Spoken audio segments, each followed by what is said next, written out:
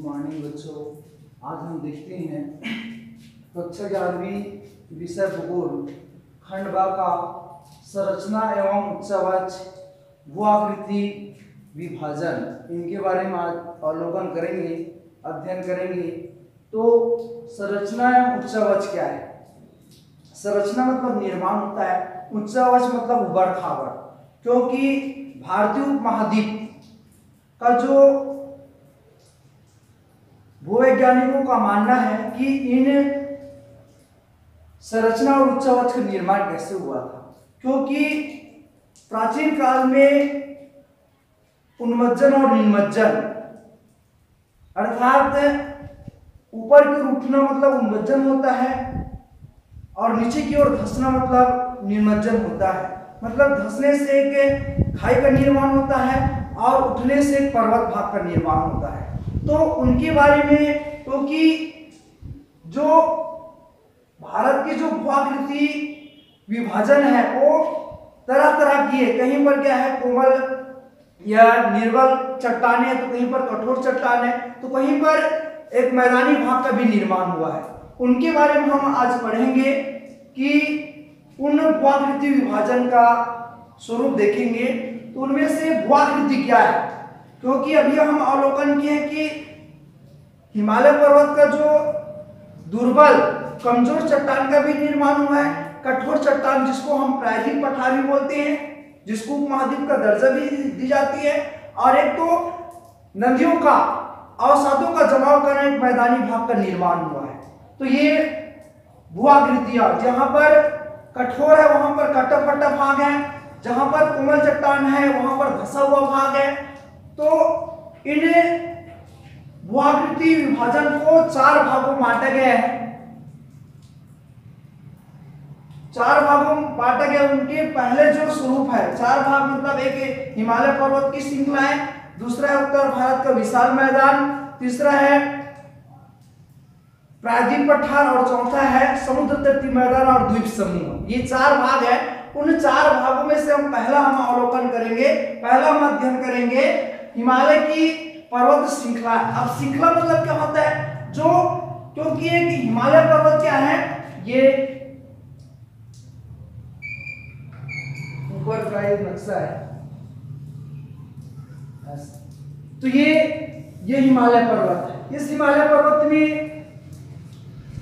हिमालय पर्वत की जो आकृति है वो धनुषाकार की आकृति में है। धनुषाकार की आकृति क्योंकि पश्चिम से पूर्व तक, मतलब कश्मीर से लेकर के इधर अरुणाचल प्रदेश तक फैला हुआ है। इसी कारण जो हिमालय पर्वत की जो श्रृंखलाएं है वो एक परतदार के रूप में है, और श्रृंखलाएं मतलब एक दूसरे से क्या है, जुड़ा होगा। ये श्रृंखलाएं कहा जाता है। जैसे एक उदाहरण दिया जाए तो जो महिलाएं या लड़कियां क्या होते हैं, माला पहनते हैं, तो माला की कड़ियां एक दूसरे से जुड़ी होती है। वैसे ही पर्वत जो है एक दूसरे से जुड़ा हुआ है, और जुड़ा होने के कारण इसको पर्वत श्रृंखलाएं कहा जाता है। इनको कई परत में 3 परत है इसका। एक तो उत्तर का पर्वतीय प्रदेश, मध्य का जो पठारी भाग और निचले जो भाग है वो बाह्य हिमालय कहा जाता है। तो ये 3 जो स्वरूप है हिमालय पर्वत का, उन स्वरूपों का जो अवलोकन हम करेंगे। तो उसमें है पहला हिमालय की पर्वत श्रृंखला। तो हिमालय क्या है, हिमालय मतलब जहां बर्फ से ढका हुआ, चारों ओर से बर्फ से ढका हुआ जो भाग है उनको हिमालय कहा जाता है। पर्वत श्रृंखला मतलब पर्वत का जो कई पर्वत एक दूसरे से क्या होते जुड़ा हुआ है, इनको पर्वत श्रृंखला कहा जाता है। जैसे विश्व का सबसे ऊंचा जो शिखर या माउंट एवरेस्ट है, जो कि इनकी जो दूरी है वो 8,848 मीटर की दूरी है, जो कि विश्व का सबसे ऊंचा शिखर है। और ऊंचा शिखर में से और हमारे भारत देश का भी है, जिसको केटू गाढवी आश्रम भी कहा जाता है, जो कि भारत का सबसे बड़ा हिमालय पर्वत या ऊंची शिखर कहा जाए भारत का, तो केटू गाढवी आश्रम, जिसको क्या बोलते हैं, ये केटू गाढवी आश्रम या उन पर्वतों को दो नामों से संबोधित करते हैं। एक नाम तो केटू गाढवी आश्रम है और उसी का एक और पर्वत है। तो वो पर्वतों को हमारे भारत का सबसे ऊंचा पर्वत कहा जाता है। और ये पर्वत का जो निर्माण कैसे हुआ है, क्योंकि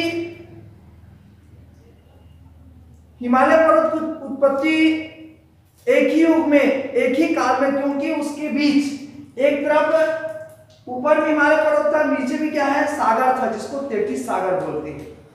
तो हिमालय पर्वत की उत्पत्ति पहले 3 नदियों की उत्पत्ति हो चुकी थी, गंगा नदी, सिंधु नदी और ब्रह्मपुत्र नदी। ये नदियों की उत्पत्ति हिमालय पर्वत के पूर्व में हुआ था, और पूर्व में होने पर ये नदियां उत्तर भाग से आकर के अवसाद लाकर सागर भाग में अवसादों का जमाव करता था। अवसाद मतलब नदी, पानी अपने साथ साथ नदियों के सहारे उस खाई भाग में लाकर या गड्ढे भाग, जिसको हम तेतीस सागर बोलते हैं, उस सागर भाग में लाकर क्या है, अवसादों का जमाव करता था। और करते करते कालांतर में एक ही युग में, एक ही काल में, एक ही समय में आंतरिक भूसंचलन हुई।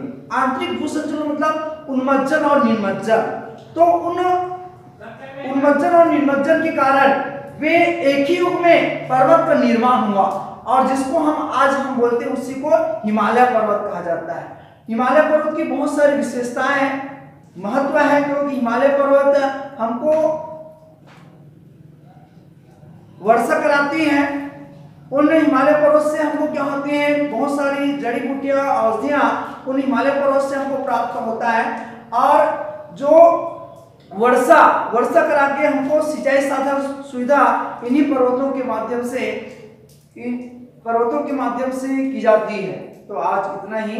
नेक्स्ट दिन हम पढ़ेंगे उत्तर भारत का विशाल मैदान, इनके बारे में हम नेक्स्ट दिन अवलोकन करेंगे। आप इनको पढ़ के आइएगा। धन्यवाद।